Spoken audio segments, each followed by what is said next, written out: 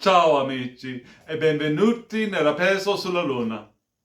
Hello friends. If this is your first time here, welcome. Thank you for coming. I'm pleased to meet you. If you've been here before, thank you for returning. I'm truly honored. Friends, if you are a returning visitor, you probably know from my Italian intro to this video that this is my series in which I use Tarot de Marseille or antique Italian decks to dive into a topic, into a question that I have pulled out of my larger, generally Rider-Waite-Smith based tarot spread for the week. And these days I'm using Rider-Waite-Smith and a Continental Tarot for my larger spread.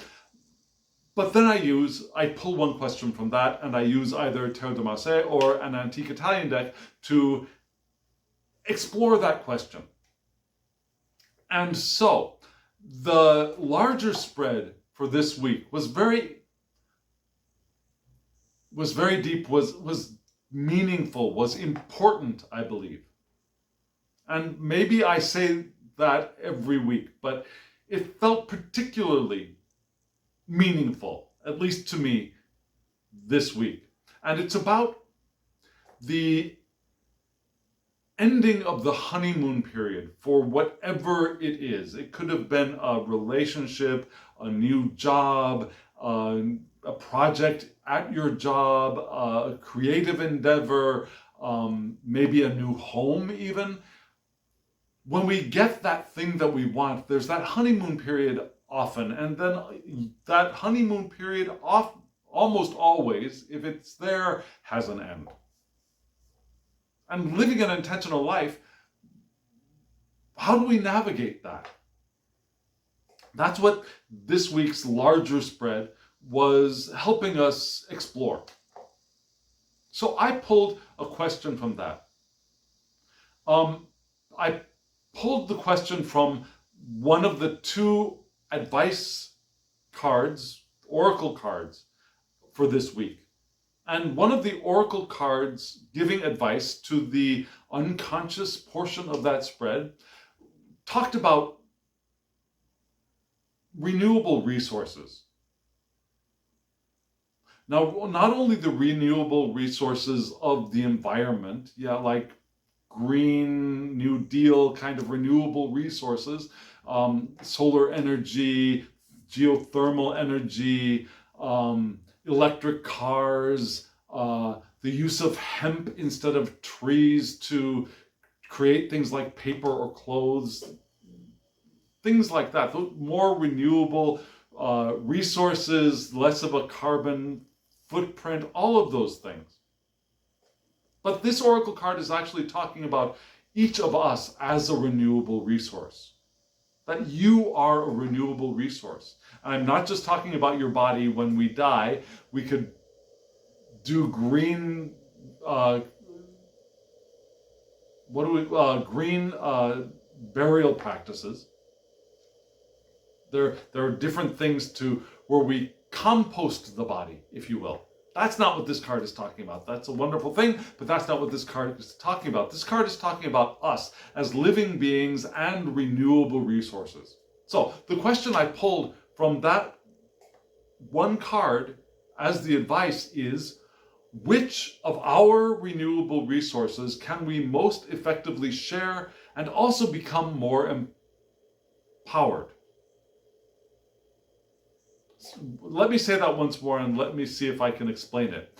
Which of our renewable resources can we most effectively share and also become more empowered? So, we each are and have resources that are renewable. So, which of those can we share most effectively?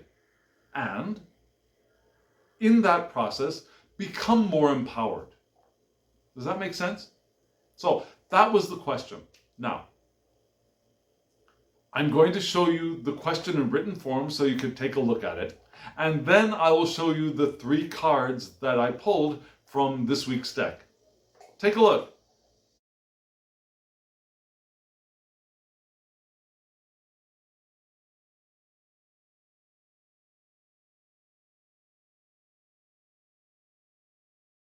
Isn't this a unique deck?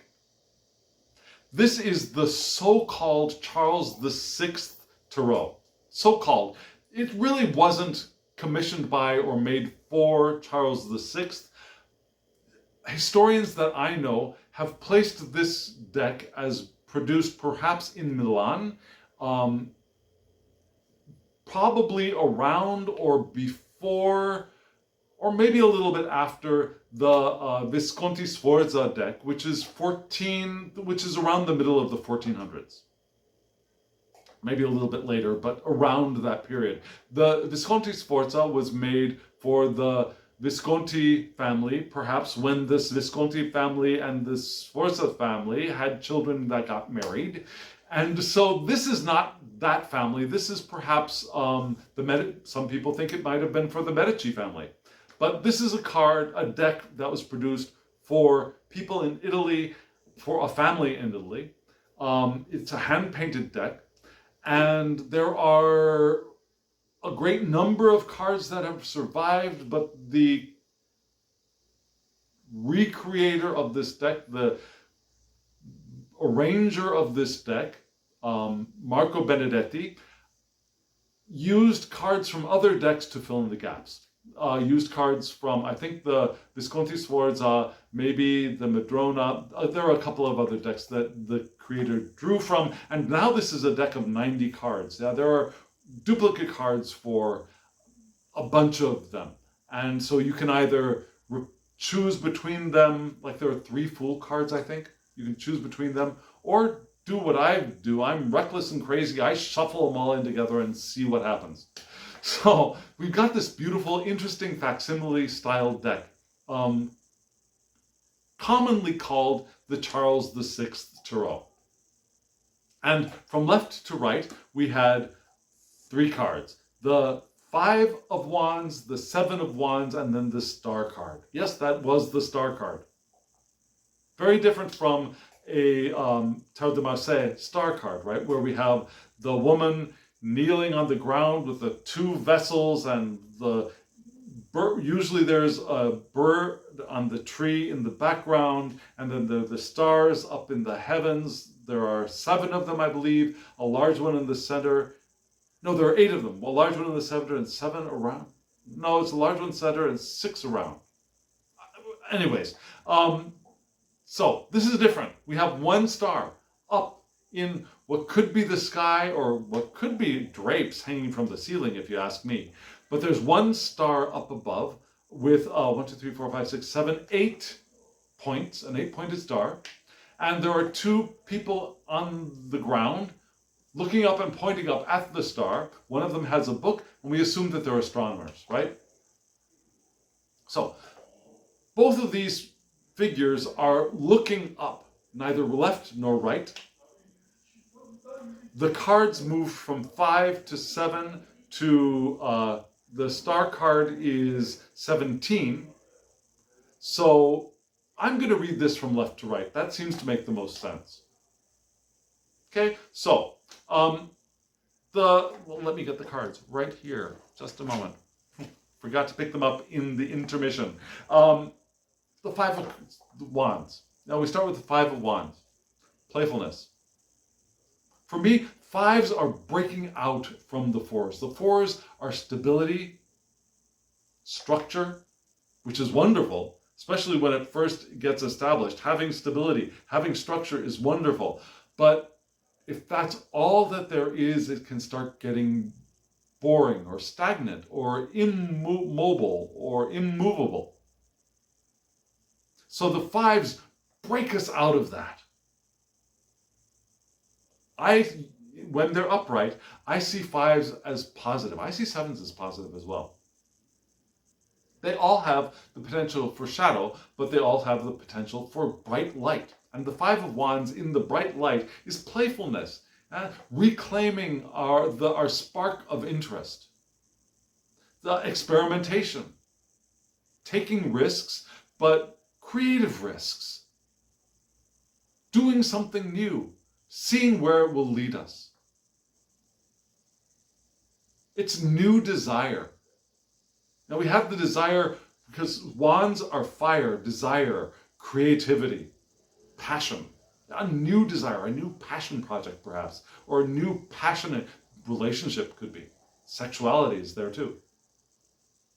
New energy going beyond what has been known. These are energetic, right? Energetic energy going beyond what we've had in the four. The four is a box, and that box is limiting, and going beyond that. Evolution towards unexpected depths or heights or dimensions. So there's an evolution here as well. We got the body structured in the four, now it's time to evolve. Whatever it is. Could be us, but it could be a passion project. It could be a relationship, a sexual relationship.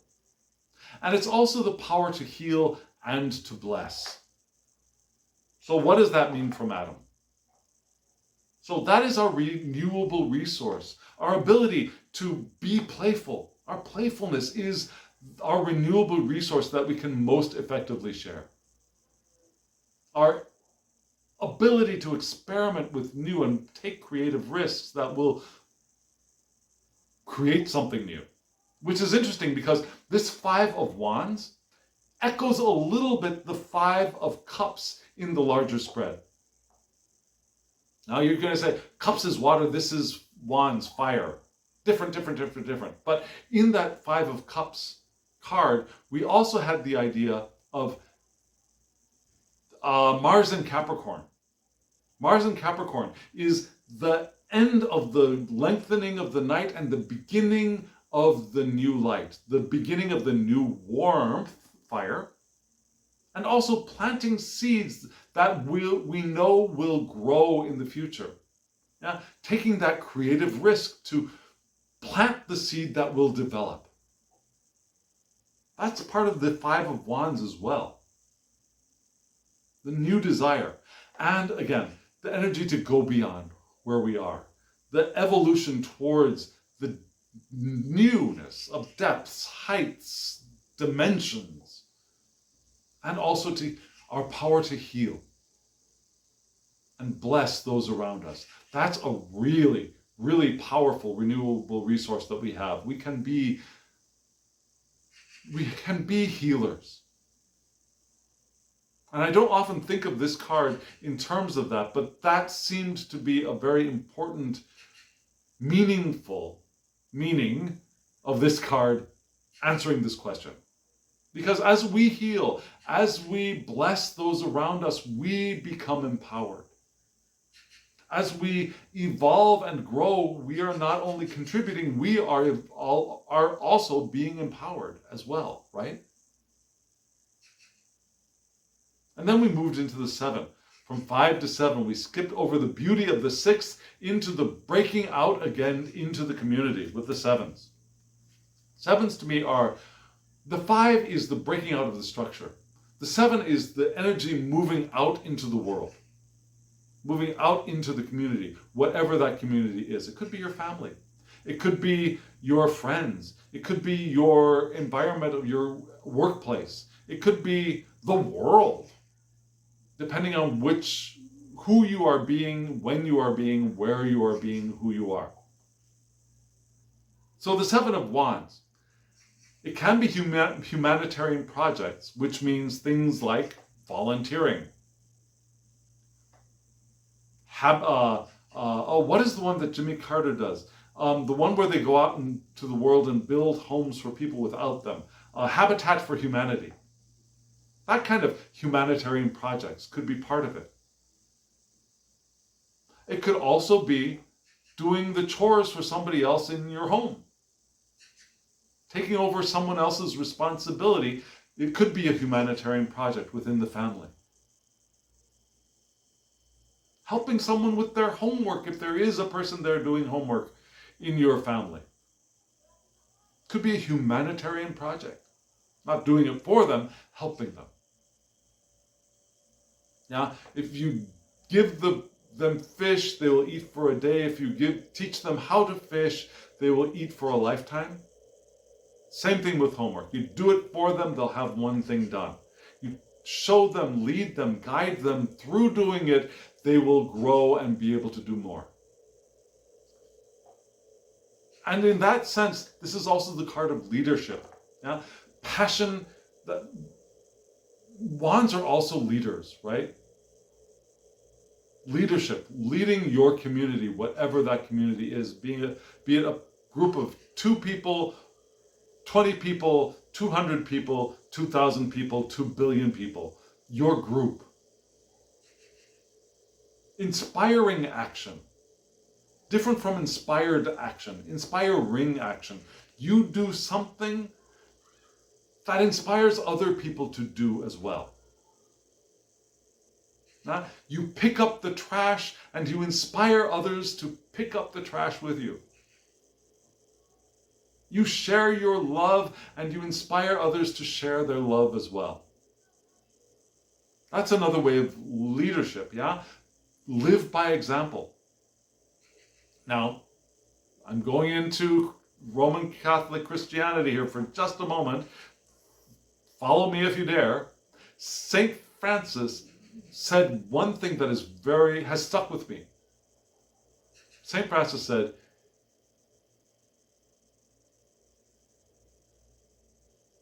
teach the gospel always. Now, always as in for at all times, but also always, in every way you can. Teach the gospel always. When you have to, use words. When necessary, use words. So, the primary teaching methodology is not this thing here, but it's with our actions, inspiring actions. And it's also the card of irresistible actions, where we lead ourselves. Yeah, we have this irresistible drive to do something. So we lead others and we lead ourselves with our own passions. That's a renewable resource, right? And it can come from that playfulness. We begin being playful and experimental. We go beyond what we've done before, and then we become leaders. We lead by example. We lead by inspiring others. We lead ourselves by doing things that we cannot not do.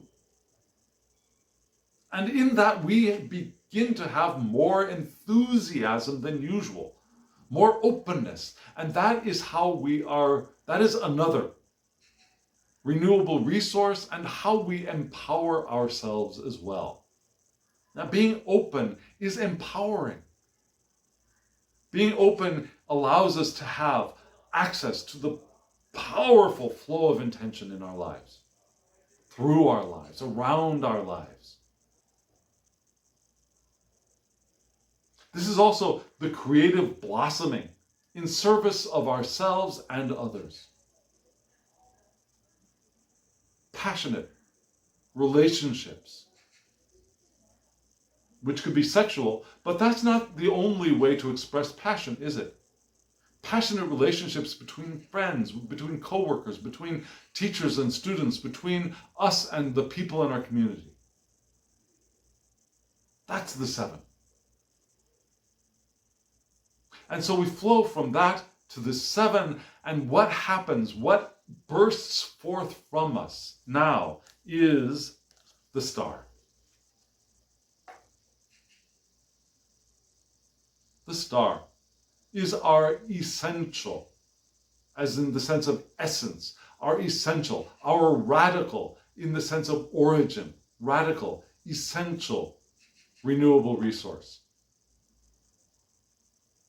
It's our hope. Our renewal. The star card is renewal. Our renewal is our renewable is our renewable resource and how we empower ourselves. Our faith. Our truth is a renewable resource that also empowers us as it empowers those around us. Our ability to regenerate. Now the star card comes after the tower, right? The tower, everything breaks apart. And in the star, we renew. Renewably, we renew. And here we accept ourselves for who we are. We accept and we show ourselves for who we are. This isn't the card of hiding away. This is the card of vulnerability, allowing ourselves to be ourselves in the world, to be our truth in the world, which is a renewable resource and empowers us as well. Because that hiding and protecting drains our energy. Being ourselves and being our truth in the world empowers us. And we also recognize that we have guidance and energy from a higher power. Now that star is a reminder that we are fed, that we have a guiding star to lead us. That guiding star is a representation of the eternal nature that we are, having this human experience, the divine, whatever you want to name that divine, be it God, Brahman, Shiva, Allah,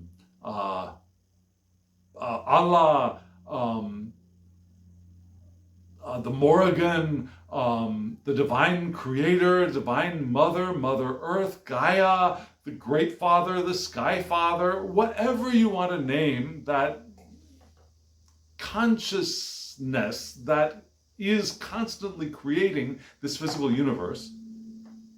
This star is a reminder of that. And that we can follow our connection to that.